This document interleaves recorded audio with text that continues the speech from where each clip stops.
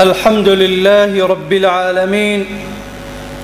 والعاقبة للمتقين ولا عدوان إلا على الظالمين. أحمده تعالى حمد الشاكرين وأستغفره استغفار المذنبين، وأشهد أن لا إله إلا الله وحده لا شريك له إله الأولين والآخرين، وأشهد أن محمدًا الأمين عبده ورسوله إلى العالمين، صلوات الله وسلامه عليه وعلى آله وصحبه التابعين ومن تبعهم بإحسان وإيمان إلى يوم الدين. أما بعد، عباد الله، أوصيكم ونفسي بتقوى الله ولزوم طاعته، وأحذركم وإياها من عصيانه ومخالفة أمره. قال الله تبارك وتعالى في كتابه العزيز: يا أيها الناس اتقوا ربكم الذي خلقكم من نفس واحدة وخلق منها زوجها وبث منهما رجالا كثيرا ونساء، واتقوا الله الذي تساءلون به والأرحام إن الله كان عليكم رقيبا. مسلمانانی بەڕێز، میوانانی مزگەوت و ماڵی خوای پەروەردیگار، السلام عليكم ورحمة الله وبركاته. سلام و ڕەحمەت و میهرەبانی خوای گەورە لەسەر ئێمە و تەواوی نوێژ خوێنان و تەواوی مسڵمانان و تەواوی بڕواداران بیت. خوای گەورە لە ڕەحمەتی خۆی، لە میهرەبانی خۆی، لە کەڕەمی خۆی بێبەشمان نەکات، لە گوناه و تاوان و هەڵەوکەم و کورتیەکانمان خۆش ببی. اللهم ئامین. بەڕێزان، ئەگەر بێت و بیر بکەینەوە لەم بوونەوەرە لە ئاسمان و لە زەویدا، لە ئینسانەکان و لە حەیوانات و لە گیانلەبەر و لە تەواوی ئەم بوونەوەرەی کە خوای گەورە دروستی کردووە، هەر هەموویان دەیان و سەدان و هەزاران حیکمەتی تێدایە کە هەمووی بەڵگە و نیشانەی زۆر گەورن لەسەر حیکمەتی خوای گەورە، لەسەر لێزانی خوای پەروەردیگار، لەسەر قودرەت و دەسەڵاتی ئەو پەروەردیگارەی کە ئەم بوونەوەرەی دروست کردووە. یەکێک لەو نیعمەتانەی خوای گەورە، یەکێک لە مەخلوقات و دروستکراوەکانی خوای گەورە بریتیە لە خۆر، بریتیە لە ڕۆژ، ئەو ڕۆژەی کە ئێمە لە ژێر تیشک و ڕووناکاییەکەی ژیان دەگوزارێنین، کە بە گەرماییەکەی، بە تیشکەکەی، بە هەموو ئەوانە سوود و قازانجی زۆری هەیە، هەم لە بۆ ئێمە، هەم لە بۆ ژینگە، لە بۆ دار و بەرد و لە بۆ ئاو و هەوا، لە بۆ حەیوانات و گیانلەبەرەکان و لە بۆ تەواوی بوونەوەرەکانی تر. لەبەر ئەوە لەم خوتبەیەدا کە ئێمە ئێستا لە وەرزی هاوین و لە وەرزی گەرماداین، تیشکێک دەخەینە سەر حیکمەتەکانی خوای پەروەردیگار لە گەرمایی ڕۆژدا، لەو تیشکەدا کە زۆر جار بەداخەوە ئێمە هەندێک جار لۆی هەیە تووشی ناشکوری ببین، کە جاری وهەیە دەرێن گەرمایە، کە جاری وهەیە لۆی هەیە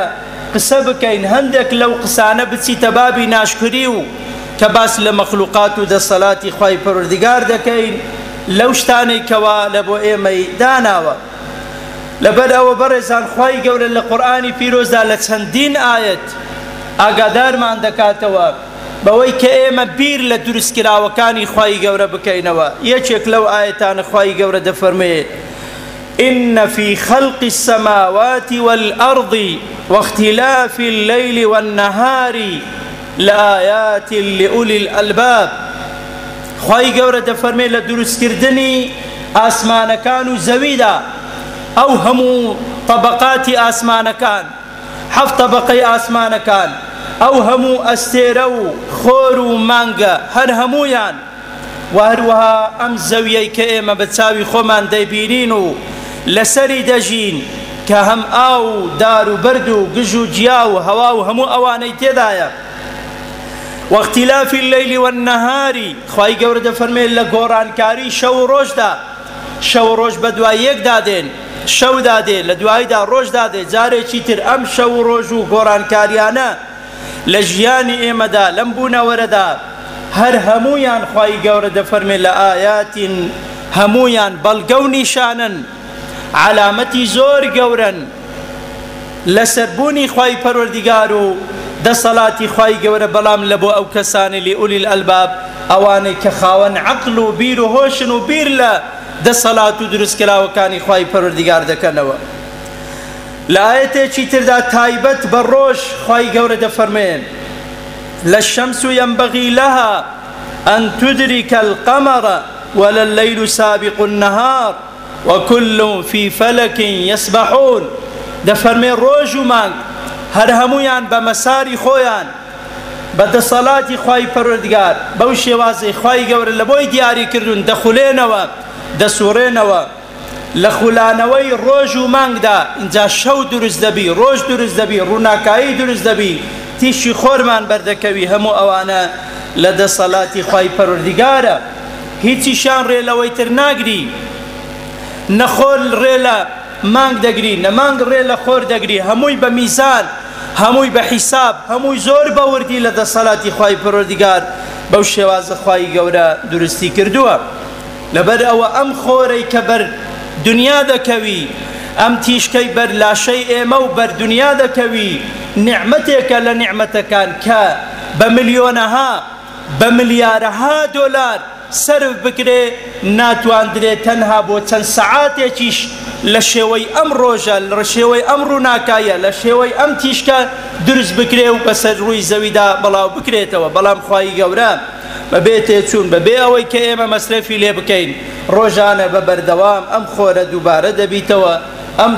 تیشک و گەرمای و ڕووناکایە لە ژیانی ئێمەدا دووبارە دەبیتەوە. لەبەر ئەوە بەڕێزان ئەگەر بێت و سەیر بکەین ئەو خۆرەی کە ڕۆژانە بەر زەوی دەکەوی ئێمە وا دەزانین زۆر نزیکە لە ئێمە وا دەزانین چەند سەد مەترێک 1000 مەترێک 2000 مەترێک بەڵکو زانایان دەفەرمون ڕۆژ 147 کیلۆمەتر لە زەویەوە دوورە 147 کیلۆمەتر ئەو خۆرەی لە سەرسەری ئێمەیە کە سوود لە تیشک و ڕووناکاییەکەی وەردەگرین لە زەویەوە دوورە. بەڵام عولەمایان و زانایان دەفەرمون سرعەتی تیشکی خۆر کە دەگاتە زەوی 299 کیلۆمەترە لە یەک سانیەدا لە یەک سانیەدا تیشکی خۆر کە بەرەو زەوی دێ لە یەک سانیەدا 299 کیلۆمەتر دەبڕی کەواتە لەبەر دووریەکەی ڕۆژ لە زەویدا ماوەی 8 دقیقەی پێدەچی کاتی کەوا تیشی خۆر بگاتە زەوی و ڕووناکاییەکەی بگاتە ئێمە لۆ ئەوەی ئێمە سوودی لێوەربگرین. ئەم دەسەڵات و عەزەمەتەی خوای پەروەردیگار ئەم کەون و کائیناتەی خوای پەروەردیگار ئەم بوونەوەرە کە خوای گەورە دروستی کردووە و ئێمە سوودی لێوەردەگرین. ئەستێرەی وا هەیە بەڕێزان وەکو ڕۆژ تیشکی هەیە ڕووناکایی هەیە گەرمایی هەیە بەڵام ئەوەندە دوورە لە ئێمە ئەگەر بێت و تیشکەکەی بگاتە زەوی یاخود تیشکەکەی بنێری لە بۆ زەوی ماوەی 4 ساڵی تەواوی پێویستە لۆ ئەوەی ئەو ئەستێرەیە تیشک و ڕۆناکاییەکەی بگاتە زەوی. ئەمە هەموو دەسەڵاتی خوای پەروەردیگارە لەم بوونەوەردا کە ئێمە لە بۆ ئێمەی دروست کردووە. لەبەر ئەوە بەڕێزان ئەو ڕووناکایی و تیشکی خۆرەی کە ئێمە لە هاوینان سوودی لێوەردەگرین زۆر سوودی هەیە لە بۆ لاشەی ئێمە لە بۆ جسمی ئێمە بەڵام بە ئەندازەی دیاری کراو لە کاتی دیاری کراودا. عولەمایان و زانایان دەفەرمون بەهێزترین تیشکی خۆر لەو کاتەدایە کە ئینسان نابی بەرخۆر بکەوی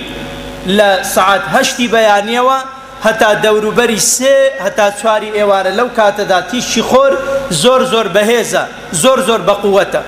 باشترین وەقت لۆ ئەوەی کە تیشکی خۆر بە لاشەی ئێمە بکەوی هەم ڤایرۆسەکان هەم میکرۆبەکان هەم لە ڕێگای دەردانی ئەو عەرەقەی کە دەیان و سەدان و هەزاران نەخۆشی لە لاشەی ئێمە دەردەبا باشترین وەقتیان دوای نوێژی بەیانیە کاتێک کە بەرە بەیان خۆر هەڵدێ. لەبەر ئەوە لەو کاتانەدا سنەتە وا باشە ئینسان بەخەبەر بی واباش إنسان نخوي لدواي نويجي بيانية ونخوي صلاة الضحى بكي والسود وربقري لو تشك خورة لو نعمتي خواي قورا كخواي قورا لبو اي ميدانا وإستا علمايان وزانايان باسيان لي وكردوا يشك لنو خوش باوكاني إستا برزان بريتيا لا نقصي فيتامين دي نقصي فيتامين دي زور كسواية دسي تلاقي دكتور دل بهزم بطاقت ملاوازم دل فيتامين دي نقصانه كوما لحقو علاج شي لبو دنوسي باشترين علاجي فيتامين دي بريتيا لتيشي خور كبيويستا همو حفتيك ماوي 3000 حتى 4000 لدى دقيقة حتى نيو ساعات همو إنسانك لا شيء خوي بدا تبرخور واباشا يعني جلو برجيكي تنشي لبربلو أويكا أو لا شيء فيتامين دي وربقري همو أوانا بريتين لدى الصلاة خوي پروردگار كلبو أم كونو بونا وري درس كردوا هروها برزان يچيك لسبب هو كاركاني لابردني هندك لسرطان كان بريتي لتيشي خور أو قرماي الروجة يچيك لسبب هو كاركاني نماني سرطان تنك علماء دلن كاتك إنسان فيتامين دي لنقص دبي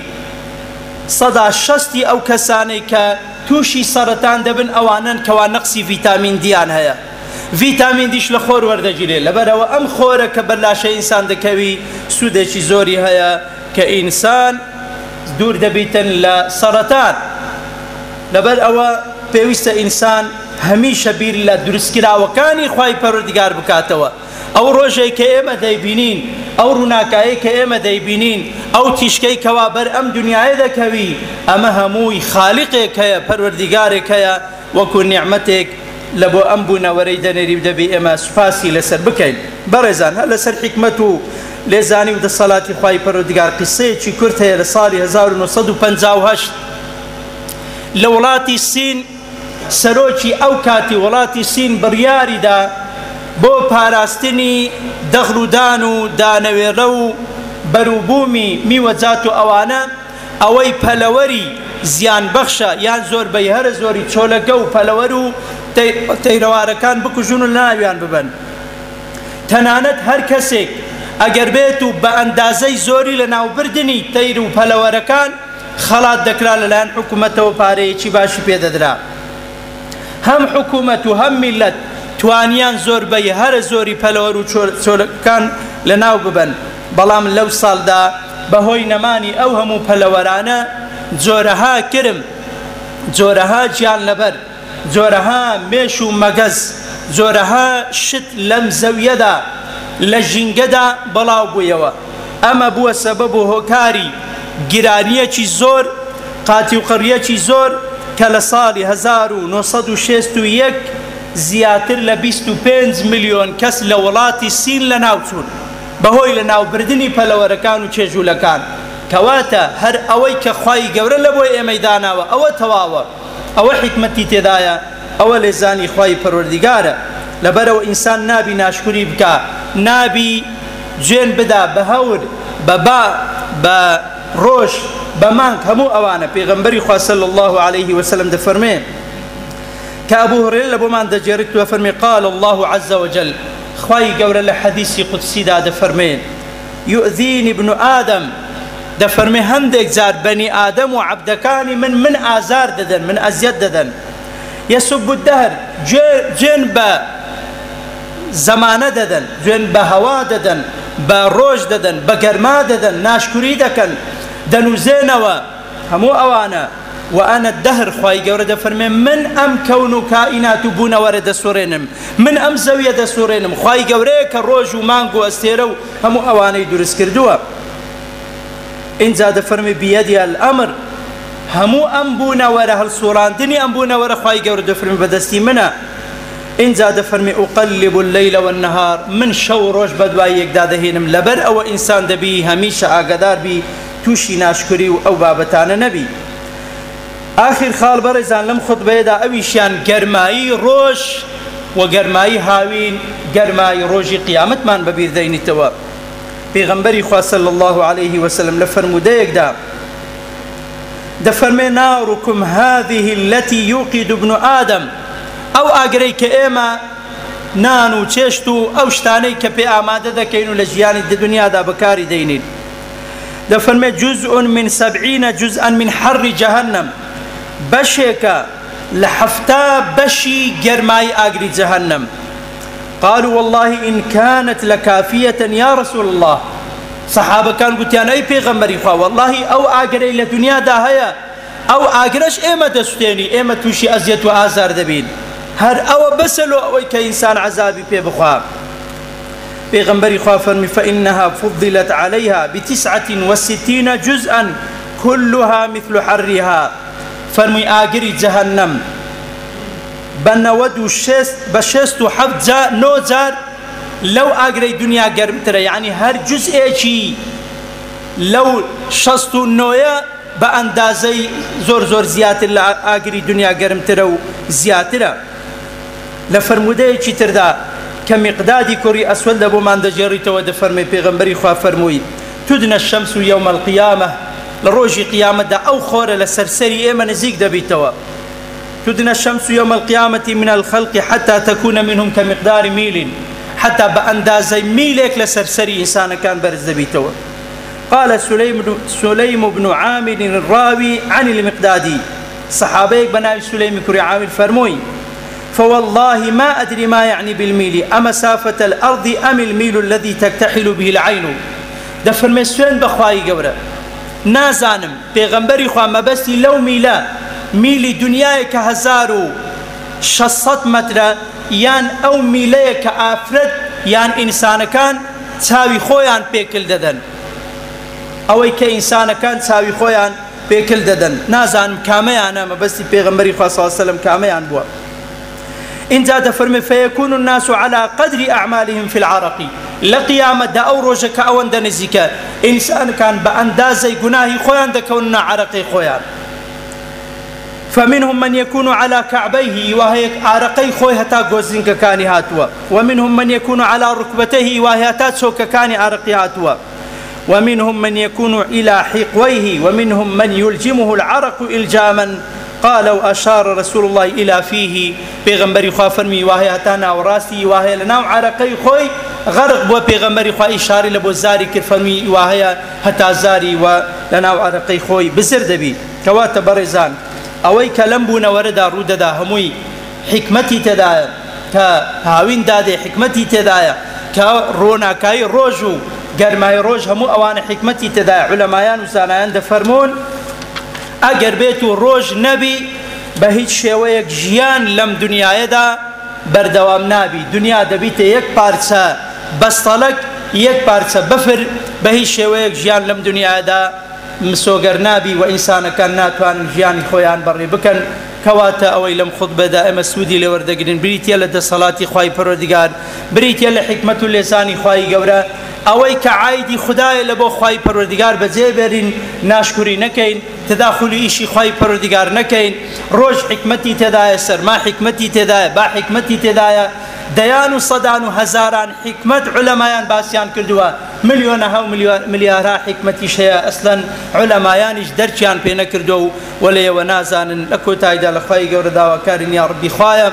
وامان لنكي كناشكري بكين برامبر بنعمة كانت هميشه وببردوام شكرانو سپاس گزاری نعمت کانی تو بین ای خواهی پروردگار یا ربی خدا ببشمان نکی لبرکتی آسمان کان ببشمان نکی لبرکتی زوی یا ربی خواهی لگناه و تاوان کان من خوش ببی یا ربی خواهی شفای نخوش کان من بدهی خدا شفای نخوش کان من بدهی خواهی شفای نخوشی حاضریان بدهی شفای نخوشی تواوی مسلمانان بدهی یا ربی خواهی لمردوکان من خوش ببی خدا قرزدارکان من ادا بکی یا ربی خواهی اوی غم و خفت و نخوشی و نخوشیه چی هی درگای خیری لی بکی و اوی مناز و مقصوده چی هی لسر خیر خواهی پروردگار بهانای و بیو مناز و مقصوده کی حاصل بکی یا ربی خواهی اوی مشکله چی هی غمی چی هی هر گرفت و نخوشی و نخوشیه چی خواهی پروردگار برحمی خود بمهربانی خود درگای خیری لی بکی و یا ربی خواهی لدنیا دا لکارساتو لبو ملرزو لگرانی و قاتی و قریب من پارزی خواهی پروردگار لم دنیا دا بسر برزي بجينو ولا روجي قيامة جا بسر برزي حشر مان بكيو لجر كلمة لا إله إلا الله محمد رسول الله حشر بكرين خواهي فرد قال لأزيت وآزار روجي قيامة بمان بارزي لبهشتي خود لناز ونعمتكاني خود ببشمان نكي. أقول قولي هذا وأستغفر الله لي ولكم ولسائر المسلمين من كل ذنب. ادعوا الله وأنتم موقنون بالإجابة. اللهم آمين.